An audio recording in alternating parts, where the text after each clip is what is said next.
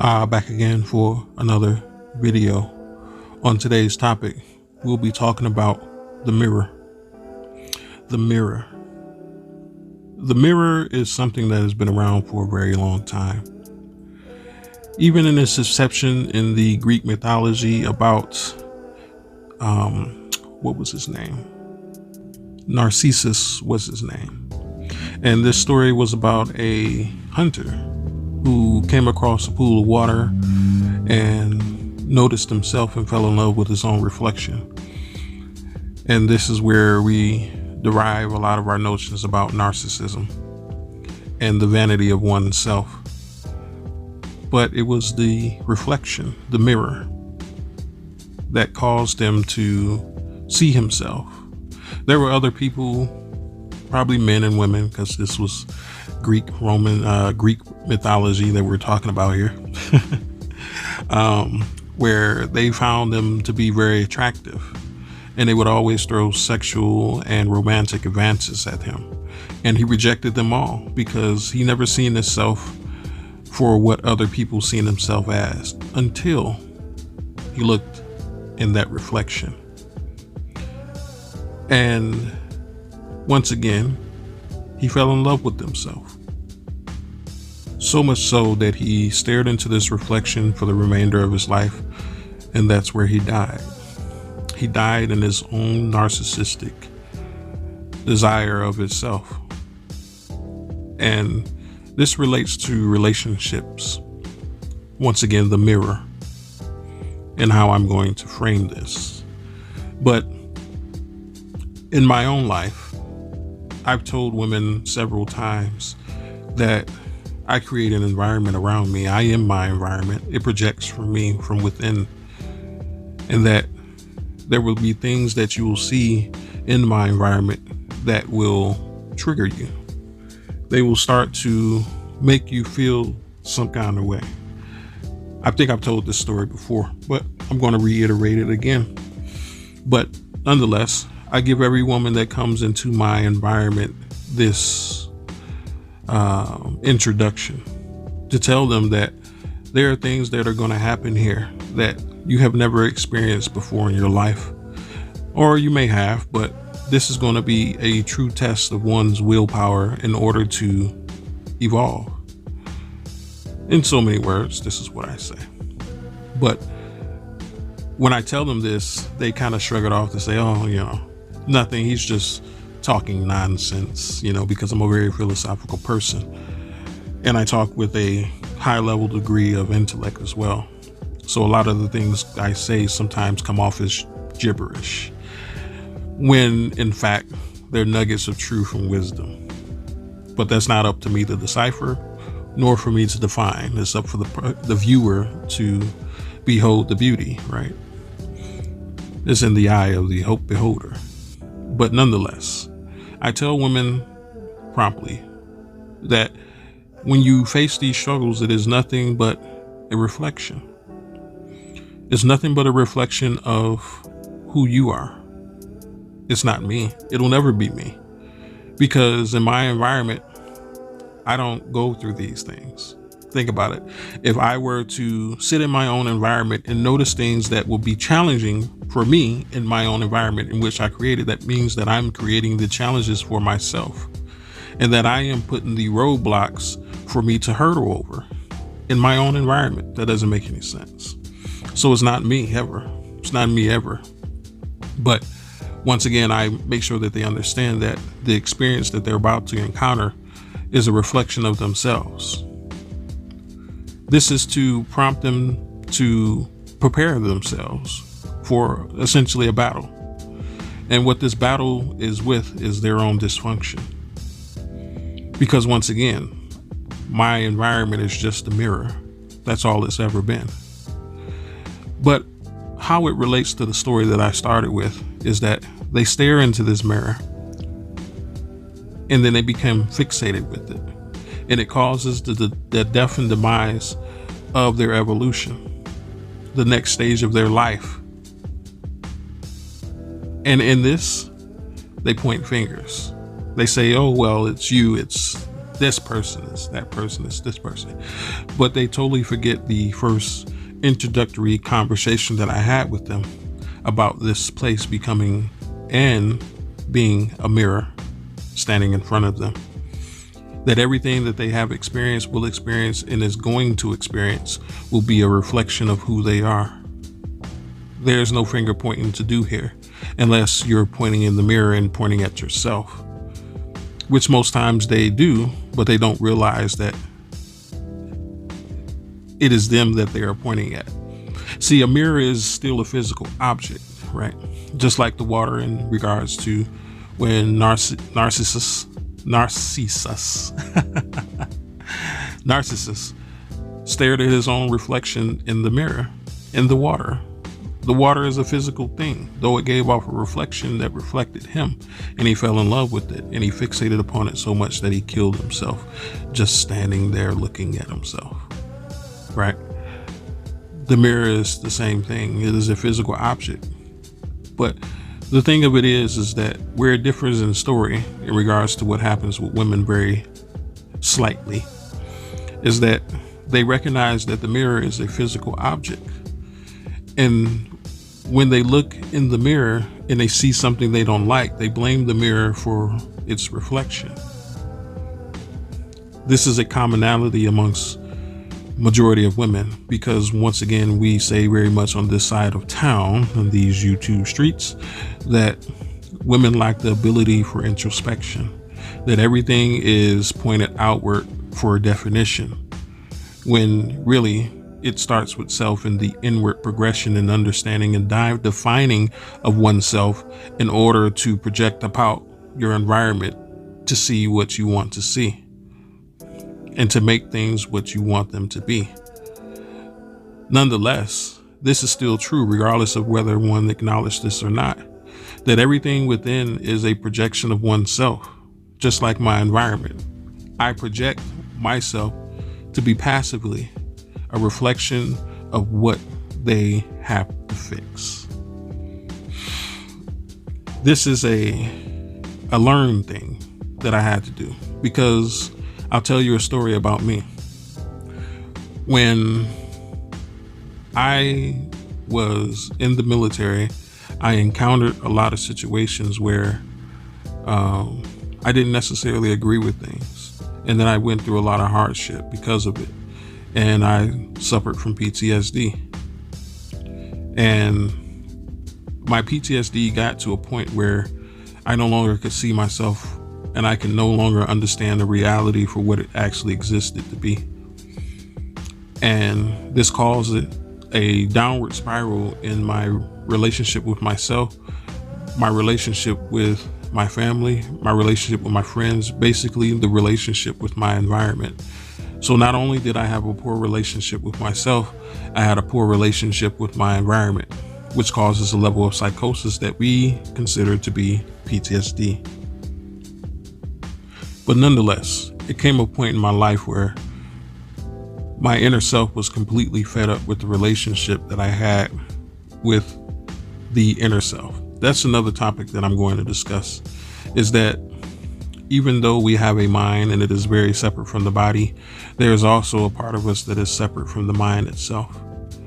The mind is also the intermediary between the body, right? We consider that to be the brain per se, but that's only the physical half of the existence of oneself. The other half, you almost have to look at it like two halves. For instance, you have a brain and you have the body. Well, if you have the mind, there's something missing because it doesn't balance out, right? But that's another topic. But nonetheless, the higher form of myself had a bad relationship with my mind, and it was fed up with how things are. This is where your willpower comes from.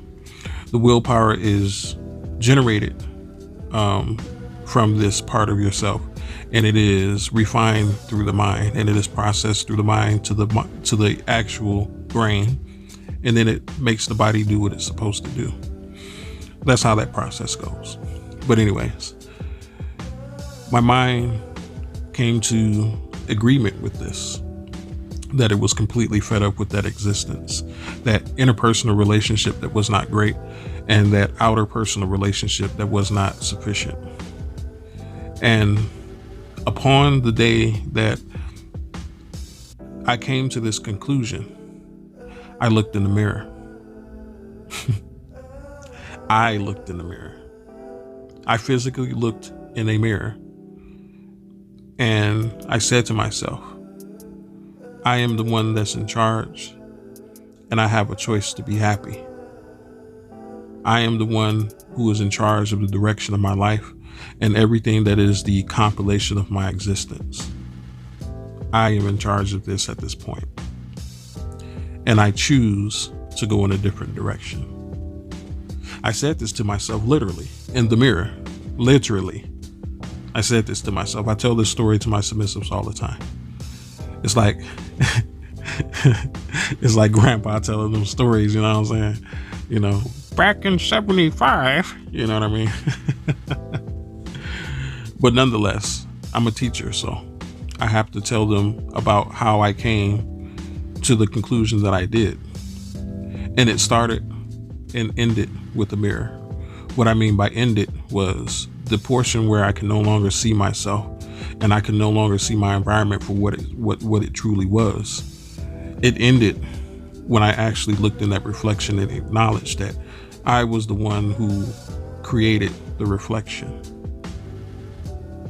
That everything that I had been seeing in myself and in the environment was a projection of myself. And the bad relationship that I had with my environment, that I had with myself, that is a projection. We like to assume that everything about our lives is a consequence. But remember, I told you that there's a difference between action and reaction. Consequences involve that you are reacting, right? That you are seemingly not in charge. That's how people see their lives mostly. They see things in a consequential form, meaning that something came first and then this outcome came after, but they don't realize that they are the ones that control the motion of their lives, the direction of their lives, because it is all a projection. It is a hypothetical theory out there. Hypothetical, I necessarily can't call it a theory. We just call it a hypothesis, that the reality that we experience is a collective consciousness, that nothing really exists in the way that we think it does. The only reason why it exists is because we're always constantly projecting the reality. Sure, there are things that are fixed in place. You know, there are buildings that we know are there. We know where Walmart is, you know what I'm saying? You know, we know where the donut shop is. We know where the gym is. We know where all these things are. But they exist because they are part of someone else's consciousness as well. When you're not looking at them, someone else is realizing them into the reality, and that everything else that no one can see doesn't actually exist. People would say that sounds crazy, but I implore you to look into that and you'll see what I'm talking about here. But nonetheless, if the environment is collectively created by our collective consciousness, then that means that you hold a piece of that environment, and that piece of that environment is your actual reality. Your reality, no one else's. Yes, there are other people that can add, that can actually take away from your reality as well, because we hold that same power equally. But you have a authoritative stance in the environment that you create around yourself. You hold the key to that. You hold the swing vote to that. Most times, unless you allow other people to come into your consciousness and rearrange your furniture, then you're no longer in charge. I've talked about this before in different videos as well. But nonetheless, when it comes to the reflection, it doesn't really exist. It is a projection of what you believe exists. And people would say, Well, that's crazy. That's crazy, right? You know, how is a reflection a projection of something that you believe exists? Well, have you ever heard of something called body dysmorphia? It's where people who are actually physically fine see themselves as being something grotesque and very unappealing when they look at themselves in the mirror. If the mind has the ability to alter oneself in a different way from what the reality actually represents, that means that we can actually flip that the other way, in many different ways for that matter, that we can alter what we see. Remember, everything that you see in that mirror is a projection of your inner self. That's where the reality comes from. Because remember, the collective consciousness is the inner self, or for the society, that is. But the collective consciousness is how you project the world, the environment. What things are is what we wanted them to be. That's the truth of it.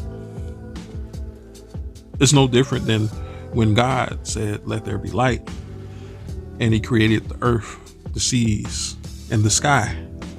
That was a projection of God's inner self into a physical manifestation.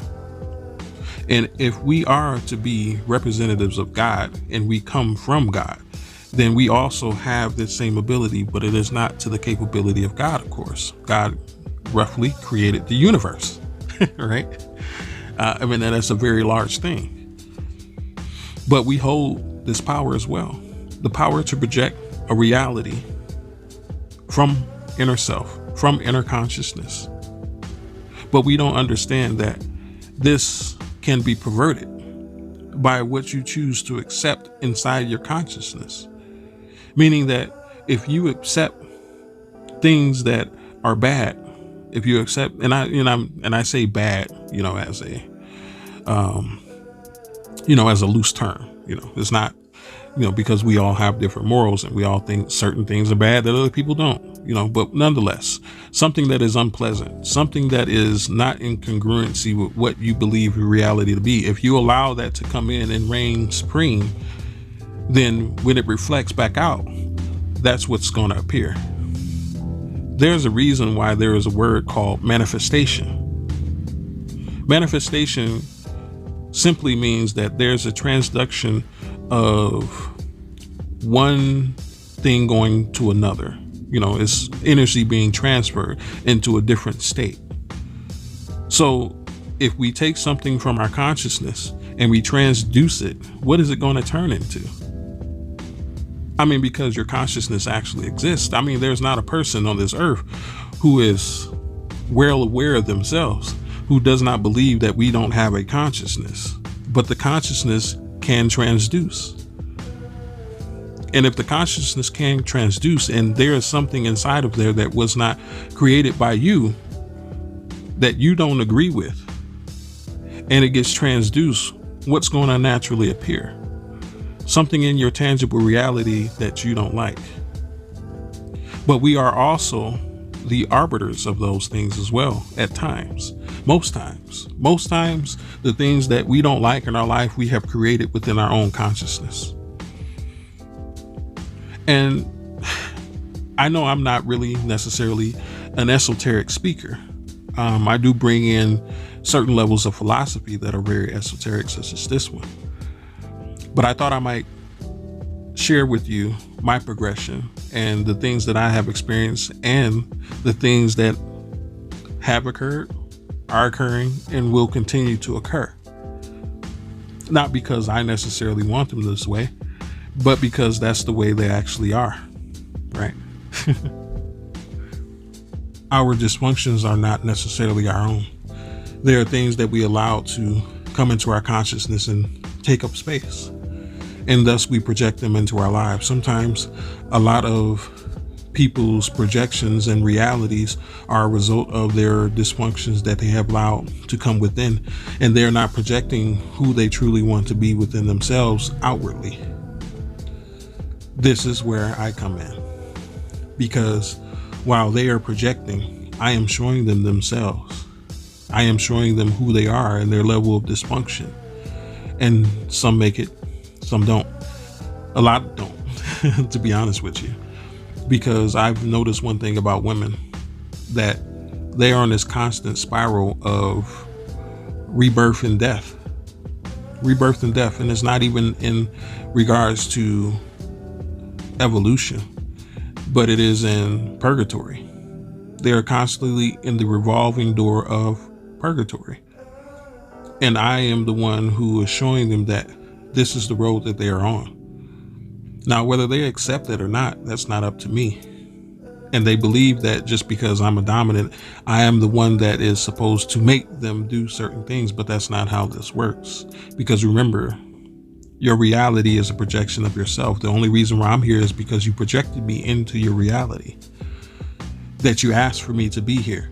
And then what I do is I come into your consciousness and I say, this needs to go there, that needs to go over here. We can throw this the fuck out. I don't understand why you have this.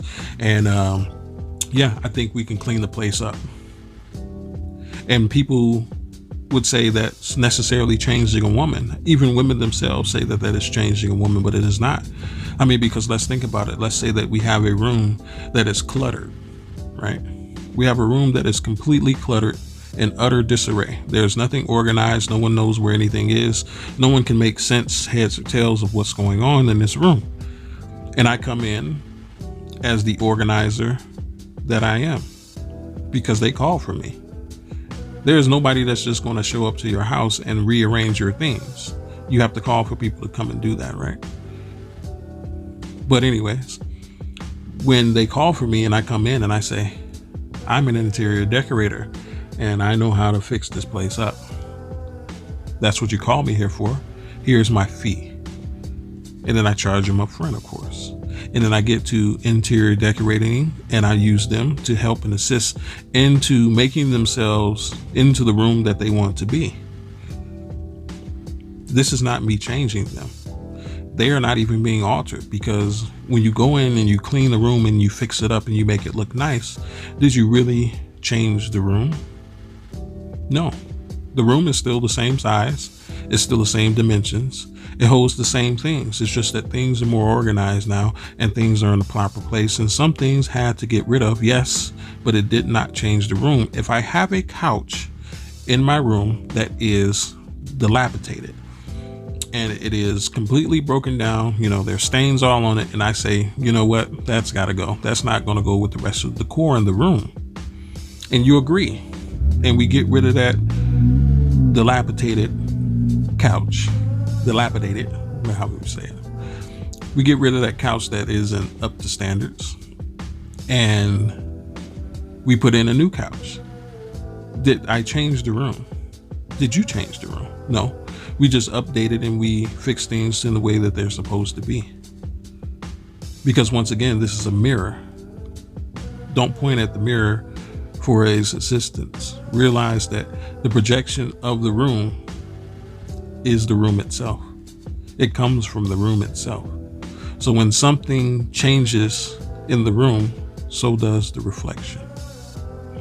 Likewise, when something changes within oneself, so does the projection. So does the outward experience and the outward realization of what oneself is to be and their environment.